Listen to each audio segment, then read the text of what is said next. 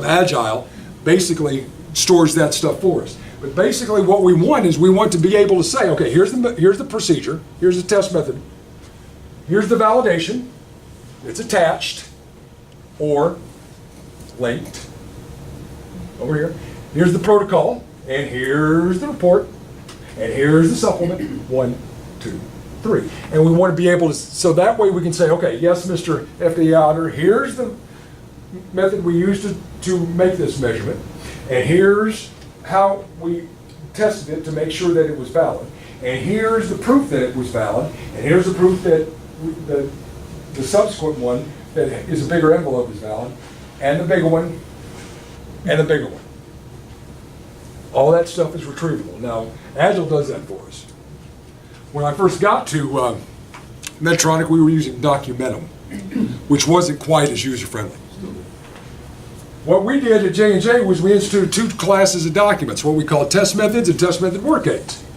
Test methods basically said, okay, it was the how. Turn on the machine, wait 30 minutes, make these adjustments, all that stuff. The work aids were the envelope. This is valid for the following products, materials, designs. Okay? Each of those documents had their own revision control. The test method itself became relatively static. So when we submitted to the agency, we said we're going to test it in accordance with test method 509 revision J. It stayed 509 revision J. Now, the test method work aid may have been updated 4 or 5 times in that time because we added different materials, different designs, different products to it. That's how we controlled it. And we made the changes additive rather than self-obsolescent. In other words, we grew the envelope. Yeah, Tom. The aids are basically adoption documents? The aids were actually, we would think of them as forms. Right, but what's the purpose? Sorry, got me with a mouth of water. The purpose of the aids was basically to say, these are the materials, the designs, the products for which this method is valid. And you can add more as you... And you can add more as you went along. Right. Yeah. And we use common format, yeah. Okay. Couple things you need to understand. The concept of validation of test methods by method rather than by product is very difficult. I'll say this twice. It's very difficult for people to get their head around. I've been fighting this fight for 7 years. It's a significant cultural change, and so consequently there's going to be resistance. So, here are the steps I recommend. First, enroll the stakeholders, most critically upper management. Everyone here knows that if you don't enroll in upper management, you have no chance of success. You got to get upper management on board first. Not only on board, but enthusiastic. Then enroll the people who are going to be doing it, typically the QEs. Make a map of the component procedural documents. Basically, our map is policy, administrative procedure, and individual work instructions on how to do all the different components.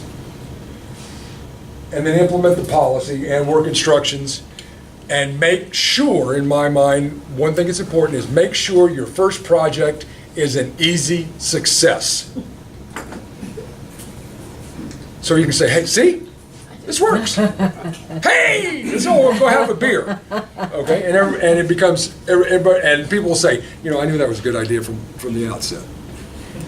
Okay, then train all the other engineers and do a review to figure out what's next. Before we go to questions, let me talk about why P2T is flawed.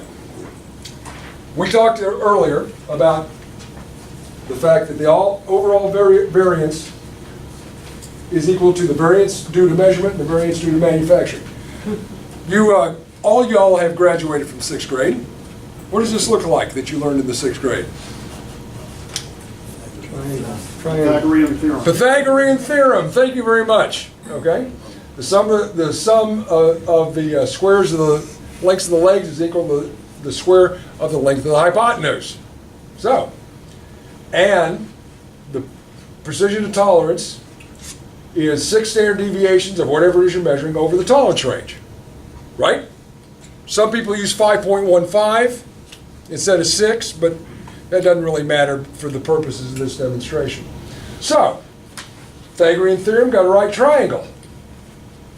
These are the formulas that we agreed on from the last slide. Just to make it easy, we're going to do a 3 to 4 to 5 right triangle. 9 and 4 are 25. And set the tolerance, just to make the math easy, set the tolerance at 100. So, if I look at the P to T for the measurement system, it's 6 standard deviations, 6 times 3 divided by 100, the tolerance. That's 18%, right? 18% of my tolerance is taken up by the measurement system, right? By that? Okay. But if I can say how much of my tolerance is taken up by the measurement system, can I also say how much of my tolerance has been taken up by the manufacturing system? Should be able to. Should be able to. So that's 6 times 4 is 100, 24%. And if I can do that, can I not say that how much of my total variability is, my tolerance has been taken up by the total variability? That's 30%, right? Now, I like to say I'm not the smartest guy in the world. I may not even be in the top 50%, but even I know that 18 and 24 don't equal 30. Okay? So, what happens is you're expressing a ratio of 2 unrelated items which have the same dimension. Okay? Does it have meaning? Not necessarily. As a matter of fact, necessarily not. I can express the ratio of my weight to the amount of steel that's put out by a steel mill in a year. Does that have any meaning? No. Both those things come in pounds, but that doesn't have any meaning. The implicit hypothesis is that when you express a ratio, what's missing from the numerator is in the denominator along with what's in the numerator.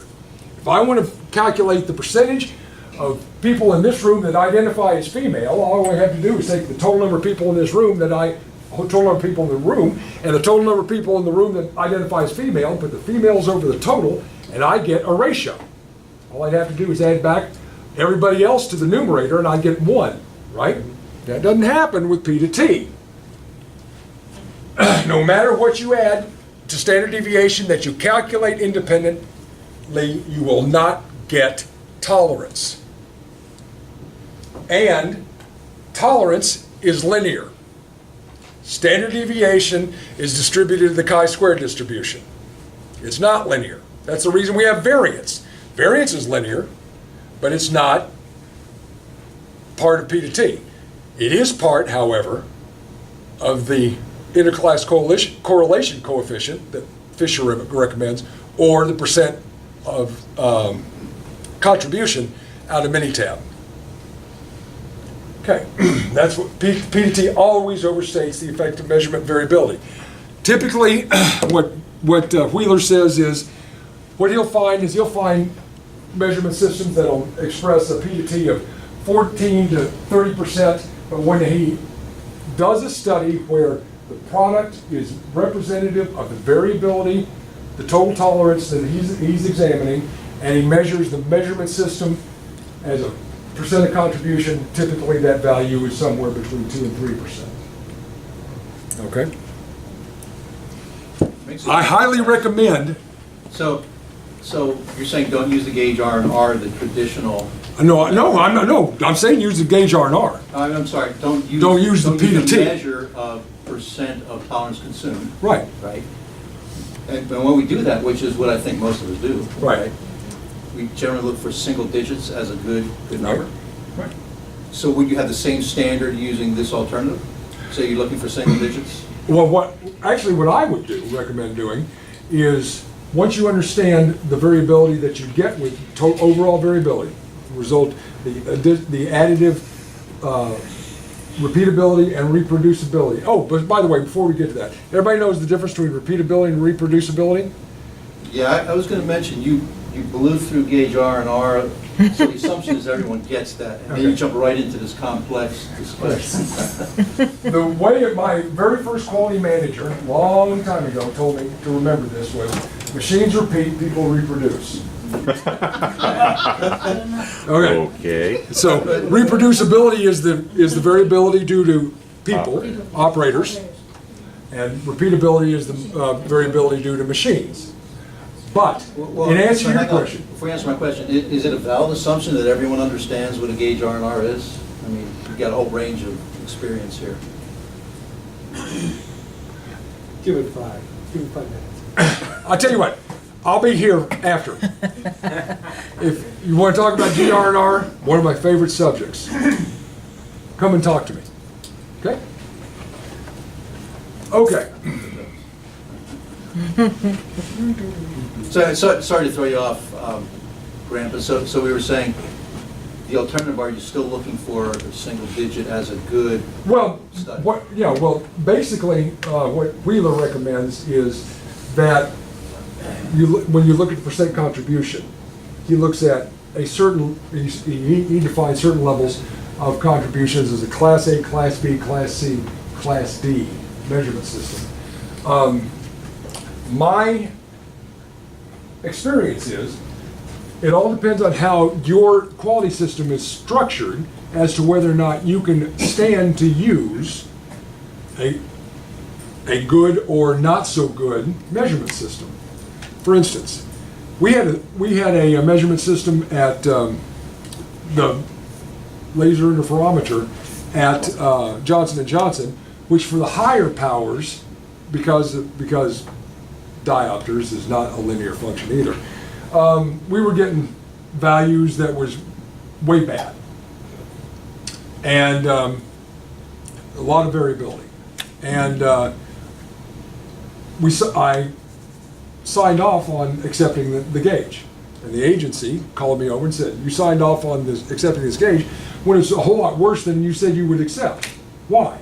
I said, because the variability, because we accept by lot statistics. The worse the variability from the gauge, the higher the probability that we're not going to accept that lot, right? Because the overall variability is going to go up. Since we don't accept by individuals, we accept by overall average and standard deviation. What that does, with the effect of the worst case measurement system is, it widens that the range of the values measured.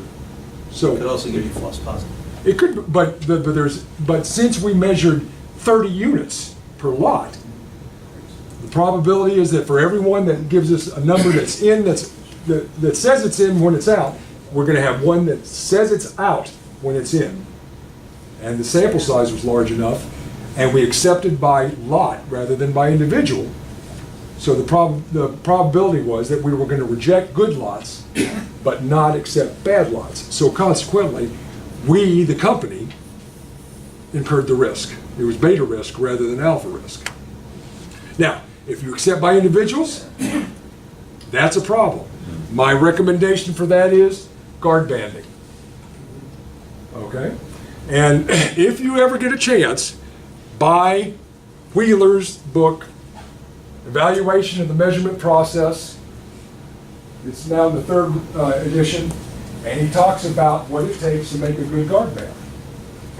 And we have adopted that at Medtronic simply because it's relatively easy to calculate, and I have a citation. If I get asked by the agency, I could pull it off the shelf and stick in front of it, turn around and say, right there it is. Basically what it amounts to is if you bring your guard band in 2 probable errors, and a probable error is, 2 probable errors is 1.35 standard deviation. So that number you get in the upper left-hand corner of the bottom table of your mini-tab, gauge R&R, is the overall standard deviation of the gauge R&R. You take that number, multiply by 1.35, and move your tolerance in that far. And what you've done is eliminated you now have a 96% confidence that a unit that you measure as being in will actually be in. So you've eliminated essentially 96% of your uncertainty due to measurement systems. That's what I would recommend. The problem is if you got a really bad system, then what happens is you get this, right? Okay. And it's all bad. And nothing's good. The other, what we eventually did at Johnson & Johnson was we measured things 3 times. We measured it, individuals, we measured in individuals again, we measured individuals again, and then we averaged those individual measurements. And we reduced the effective measurement system variability by a factor of 1.71. The problem with that is it's expensive to measure multiple times, right? It's also a bear to do to administer. However, since we had this very fast measurement machine, the measurement went quickly, and we had people who were good with IT, and they could make it automatic. But also repeated inspections adds another level of variability. That's true. Also, if you have a wide enough variability between the parts, Right. you have one out on the high end, one out on the low end, and one that's good, and you call that average as good. Well, no. We averaged each individual reading. and then averaged those individual averages. So we measured one lens 3 times and averaged those 3 readings to get one reading, and then averaged those 30 readings. Your manufacturing guys are gonna hate you. Oh, absolutely, absolutely. But sometimes when you start talking about things that are toleranced in single-digit microns, maybe that's all you can do. That or spend a whole bunch of money. Well, and that's a good point, because you're talking about classifying, your risk. Right. Based on what, sometimes you're state of the art. Right. To get to that next level, I mean, you can spend $1 million. And Right. It's just not realistic. So you have to do something like that. How are we doing on time, Barrett? About time to wrap it up. Okay. Can I ask one question? Sure. Can you go back to the math slide? Math? The slide with the math. You wanna go through the math? Well, I just had a question about it. So, That one? Yeah.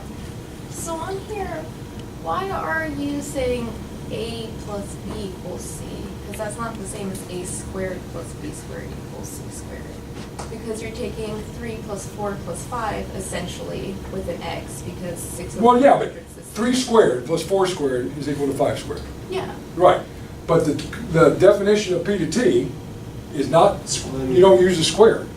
Right. You use the actual standard deviation value. Right, but on the bottom you do A plus B equals C, but you're using A, B, and C instead of A squared, B squared, and C squared. Yeah, that's why it's flawed. Right, okay, so, He's saying it's not equal. right, because it's A, B, and C, not. Right, exactly. And actually you've hit on, whoa. Ooh, yeah. quite- Yeah. We knew that was gonna happen. The nails just met. Yeah, actually, that's what Wheeler says is the base of the flaw. Is essentially what you have is a trigonometric function, not really a statistical function. And I'm going to walk around this way. Okay, yeah, So you agree with him? I agree. yeah. Oh, well, that's good, that's good. Math major. Okay. The one thing that Pete made the comment about was you can spend millions of dollars. I think I'm preaching to the choir here when I say that we all know that the more accurate and the more precise your measurement system is, the more it costs. But that cost does not increase linearly, right? That cost increases exponentially. Texas, who here has ever heard of a HARM missile? HARM missile, high-speed anti-radiation missile, AG-88M. I worked as a quality engineer on the HARM missile at Texas Instruments. That was what we did. And the seeker section made 10 part numbers. I can still tell you the part numbers that were circuit boards that were the brains of the HARM missile. It works almost exactly the same, just a little bit more complicated, as the microstrip that's in your garage door opener. Okay? Now, they were built on the dielectric they were built on was pure compressed Teflon, and it was exposed copper. And we found, and what happened was, when they built it using glass. If you're familiar with the manufacture of circuit boards, basically they use as mass, they use glass film, which is very stable. And the glass film had a tolerance of 1/2 of 1,000th of an inch true position. So we just took that tolerance and moved it over to the boards. In order to achieve that, this was from features of size to features of non-size. In order to achieve that, we had to use, to make the features of size, we had to use hard dies. $50,000 per hard die, 2 hard dies per part number, 10 part numbers. Do that math real quick, that's $4 million. That's just for the dies, not for the presses. We had to put that in a special room, access controlled, more money. In order to compress these things, we couldn't use a normal press like you do with circuit boards. We had to use basically a thing that sucked all the air out of the outside and used air pressure to bond them. More money, okay? Then to inspect it, we built the world's first Visual Cmm at the cost of $1 million, put that in a special room, access control, and it had bubble memory. Anybody ever heard of bubble memory? Oh, yeah. Okay. If you're real old, you'll remember bubble memory. Okay. Ooh, wow. It cost, and that was fine when we were building 12 missiles a month for the Navy. But the schedule called for us to ramp up to 300 missiles a month. We couldn't do that. We sent it off to our high volume shop down in Austin, Texas. We said, we're not going to do this. Harn, what we want you to do is build one of these and make sure you put in a 7/1000 true position mismatch on some of the parts. This will never work. They do it anyway. They did it. They put it in the cold room. It worked like a champ. All the responses were perfect. They put it on a missile. Perfect. 7,000. Now we have just increased the tolerance by a factor of 14. They said, well, let's try 14,000s. And they did. Same song, second verse. Worked like a champ. Boom. We've now increased the tolerance by a factor of 28. They said, hey, that worked. Let's do 21,000s. Didn't work. So 14,000s became the tolerance. But with 14,000s, we didn't need the special CMM anymore. Okay, we could use film with profile and build profiles on it. We didn't need the hard dies anymore because we could use computer numerically controlled controller routers. The cost of a circuit board, we had 10 of those, like I said. Each of those circuit boards cost $850 when I was the quality engineer back when we were making them the expensive way. The cost of each one of those circuit boards went to $14. Okay, and the cost to inspect it went from about $150 to about, well, however long it took an operator to slap down a mask and say, yeah, it looks good. Yeah, it looks good. That's all it took. So we had unnecessary tolerance, which cost us millions and millions and millions of dollars. Fear tolerance. Meaning us taxpayers. Well, I got to tell you though, one thing about Texas Instruments, when they were involved with the defense systems, every system that they built cost less than the system before. We've actually built things on a learning curve, and an aggressive learning curve was 95%, a non-aggressive learning curve was 98%, and basically we went down that learning curve. The idea being that we knew we were going to make improvements, and we would pass that savings on to the government. You wouldn't be able to buy a car except for those learning curves in the automotive Right. industry. The moral of your example story is the best Moral of the way story is, to improve the R&R is open tolerance. yeah. If you ever deal with a designer, make your mantra. Your tolerance is too tight. I don't care how loose it is. Your tolerance is too tight. Make sure that you loosen up your tolerance. Well, somehow you need to be able to communicate to them the cost of a micron. Because a lot of folks that get into the design, they have no concept of what the difference in manufacturing cost is from 50 microns to 20 microns. Amen. No, Amen. Oh, absolutely. no point. But in their defense, they're actually doing it defensively because they know they're gonna negotiate it up. So let's give Grant a round of applause. Thank you. Thank you. Oh, sure.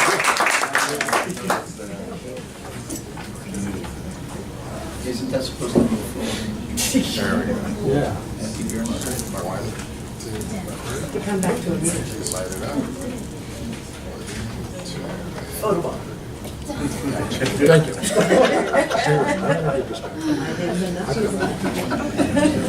Okay, we'd like to thank Grant for his wonderful presentation. He never missed the opportunity to wow us. You'll go home thinking about all of this, and Great job. hopefully you'll be able to apply. I want to just take a minute to give Ms. Lorraine Tomei a minute to talk about another opportunity